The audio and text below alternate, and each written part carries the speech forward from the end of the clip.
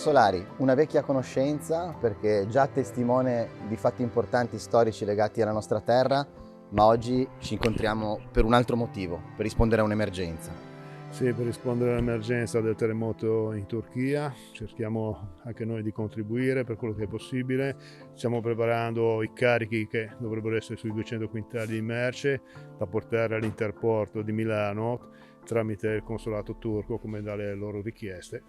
Bene, allora Vinicio Solari, come abbiamo detto, lui dirige questo ente che ha risposto a una chiamata di emergenza, perché io ho visionato le email e le lettere dove dalla Turchia richiedono del materiale specifico, perché il terremoto, sappiamo, ha fatto dei disastri davvero incredibili.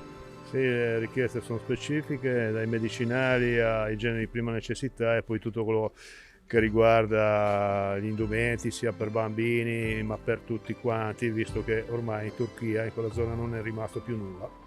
Esatto, e ci sono tante persone al lavoro che oggi stanno preparando un carico, una serie di materiali, di coperte, piuttosto che di pannolini, salviette, giacche, indumenti e anche generi alimentari che saranno portati direttamente all'aeroporto di Milano Malpensa, dove un aereo cargo li farà arrivare nell'area terremotata. Andiamo a dare un'occhiata.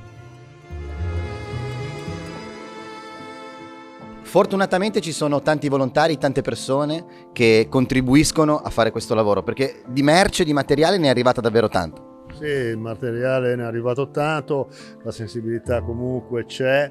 C'è solamente da sperare da riuscire a fare tutto quanto in tempi ragionevoli, cercando veramente di recuperare la maggior parte di merce che è stata destinata sul territorio nei vari depositi che poi andremo a prendere, facendo 3 prese qui a Cogorno, poi a Santa Margherita Ligure e poi a Genova e a Serravalle. Bene, anche perché il tempo stringe, è poco, non c'è tempo, bisogna agire subito nell'immediato perché le persone hanno bisogno di aiuto, sono rimasti praticamente senza niente, sono caduti forse 1000 edifici. Sì, il tempo è già finito, purtroppo i numeri dicono quello che è successo, tante volte non si ha bene la realtà di quello che la Turchia sta passando e di tutto quello che naturalmente col tempo verrà in aumento, perché più tempo passa e peggio è. Esatto, e grazie a delle realtà come l'associazione internazionale Genova, la scuola calcio, che con 250 famiglie hanno creato davvero una raccolta incredibile in pochissimi giorni, oppure anche grosse aziende come Piuvat, che dal Veneto ha fatto arrivare i sacchi a pelo, piuttosto che altre aziende che magari vuoi ringraziare anche tu. Sì, ringrazio la Dufour, la ELAC, la Novi, che ha sempre contribuito comunque in queste situazioni. Per quello che riguarda i generi alimentari di prima necessità, perché comunque se ognuno fa la sua parte, poi dal poco si arriva al tanto, ce n'è per tutti quanti. E poi la sensibilità anche per quello che riguarda la parte regionale del presidente del Consiglio regionale, Gianfranco Medusei, che praticamente ha preparato anche la bandiera del Consiglio regionale con la targa da consegnare al console turco come impegno della regione Liguria per quello che riguarda questa catastrofe. Esatto, tanta sensibilità, tanta partecipazione, perché come dico sempre io a chi mi chiede, ma io potrei portare un cappellino, una coperta, non ho granché, io rispondo: un cappellino è meglio di niente, è vero? Sì, qualsiasi cosa, l'importante è che tutti collaborino, non sono i grossi numeri come sempre, ma poi la grande partecipazione e che ognuno porti qualcosa. Esatto.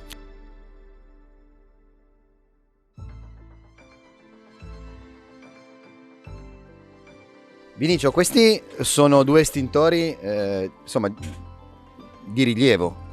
Sì, sono estintori che di sicuro dove si è perso tutto e tutta roba che serve, sono estintori questi qua CO2 di una determinata, sono istruttori da 50 kg l'uno come bombola, vanno insieme altri 2 a schiuma più grossi che sono da 100 kg l'uno, sempre comunque che avevamo noi però offerti dalla Ligure Antincendi.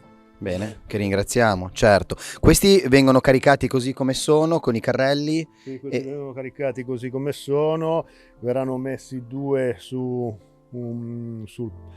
pallets e poi naturalmente ora sul trasporto aereo noi non siamo molto ferrati, ma penso che dato che sono autotrasportati, bloccati in qualsiasi posto, sono di facile trasporto questi. Certo, certo, bene.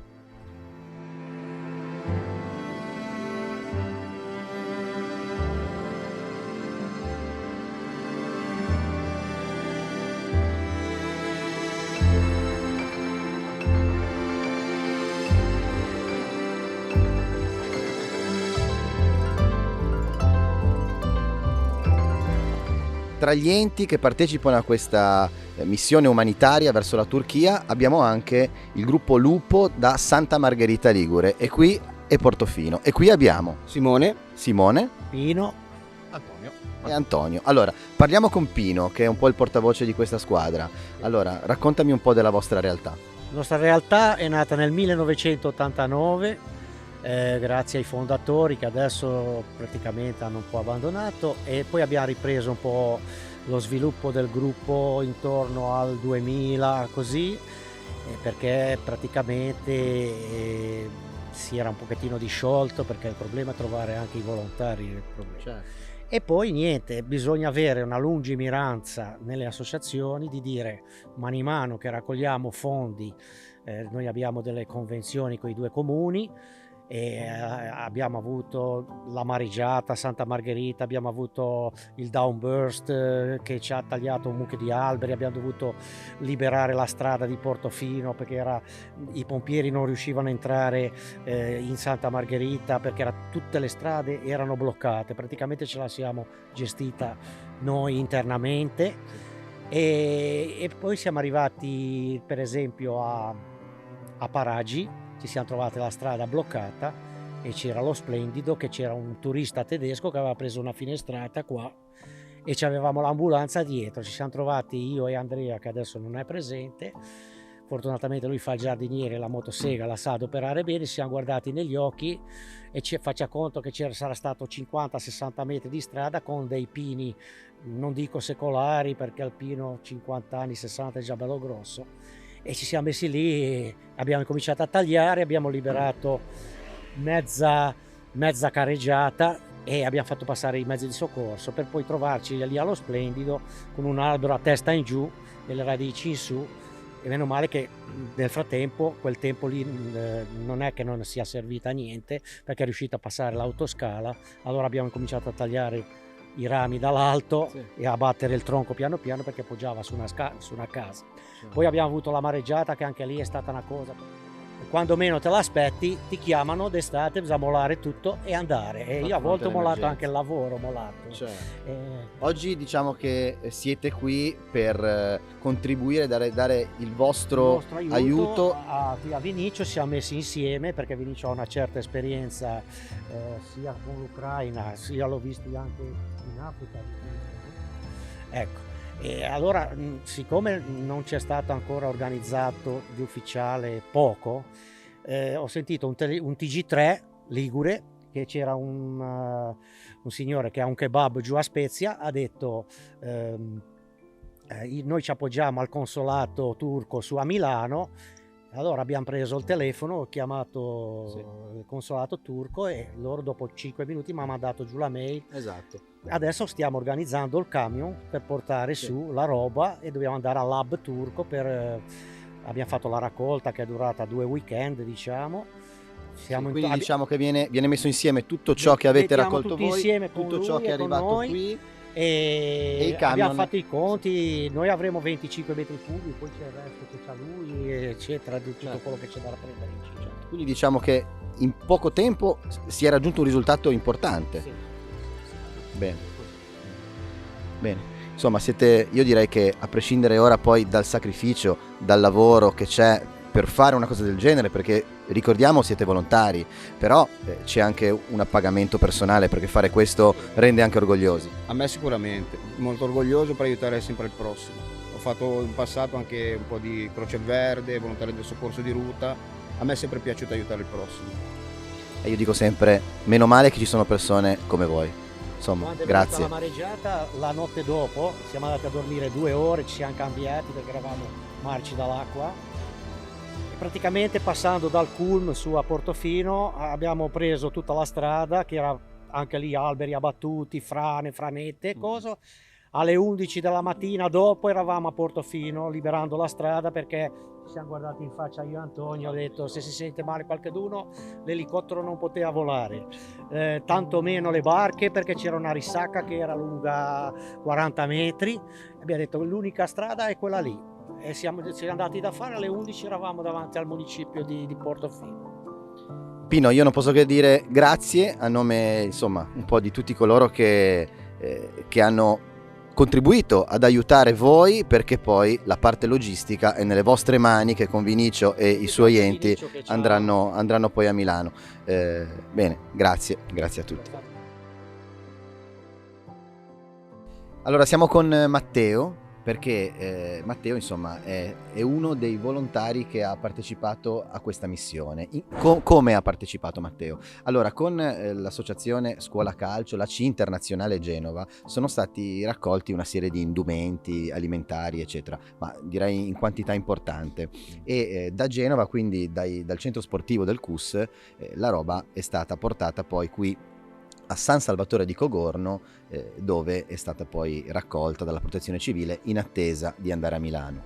Matteo, insomma, in modo anche abbastanza improvviso, perché io mi sono recato con altre persone una sera all'interno di questo centro sportivo, e ci siamo resi conto che di roba non ce n'era proprio poca. Ce n'era veramente tanta. Allora, io ho chiesto questo a Matteo non a caso, perché Matteo, lui è educatore in un centro di accoglienza per ragazzi disabili, e non solo, perché la mamma di Matteo e di tuo fratello, che lo vogliamo anche salutare. Sì, mio fratello Luca. Esatto, perché Luca so che ci tiene a queste cose, ma più che altro Marisa. Insomma, Marisa ci ha insegnato a fare non questo, ma anche di più. Esatto, ci ha insegnato il volontariato, ci ha insegnato delle regole fondamentali, aiutare il prossimo. Bene, quindi noi facciamo tesoro di quello che ci rimane nel cuore di Marisa, che sicuramente da lassù potrà sorridere ed essere felice per questa missione. Sì, esatto. Grazie. Allora Vinicio, questa missione ha anche un supporto alle spalle importante, perché ci sono dei patrocini importanti di comuni. Vogliamo citarli e ringraziarli? Sì, ci sono 3 patrocini. Il primo che è partito è stato il Comune di Santa Margherita, poi è partito il Comune di Cogorno e poi il Comune di Castiglione Chiavarese. Con naturalmente poi, per quello che riguarda il contesto regionale, invece è partito da parte della Presidenza del Consiglio regionale, è partito il patrocinio che verrà poi in settimana ratificato per quello che riguarda questa operazione qua di aiuti alla Turchia. Bene, quindi diciamo che a livello istituzionale c'è un supporto, insomma è tutto assolutamente pronto, quindi dall'Africa all'Ucraina e adesso la Turchia. Sì, fra l'altro oggi non c'è perché aveva degli impegni, ma Claudio Sangalletti, che comunque in tutti i modi lui è un veterano delle missioni all'estero, anche lui è pronto praticamente col suo gruppo, che è il gruppo Rinaldo Enrico, per dare manforte e praticamente concludere questa operazione qua. Siamo in piazza Aldo Moro ed è da qui che partirà effettivamente il convoglio verso Milano. Questa è la piazza anche del municipio del paese. Sì, difatti il municipio ce l'abbiamo proprio in faccia, e venerdì mattina dalle 6 alle 7 del mattino, appena caricato nei nostri magazzini. Partiremo alla volta di Santa Margherita, poi alla volta di Genova per un altro carico, via Serravalle e poi a Milano all'aeroporto. Quindi non ci resta che augurare insomma tanta fortuna e in bocca al lupo a tutti questi ragazzi che oggi rappresentano un gruppo ben più ampio di tutti coloro che parteciperanno a questa preparazione e stanno già partecipando con tanto lavoro. Quindi a questo punto non ci resta che attendere venerdì, quando questi camion andranno verso Malpensa con tutto ciò che è stato raccolto, attrezzature tecniche, e da lì l'aereo cargo giungerà in Turchia. Grazie a tutti. Per il momento io vi saluto, ci vediamo alla prossima avventura, al prossimo racconto, alla prossima missione nel nostro territorio ligure.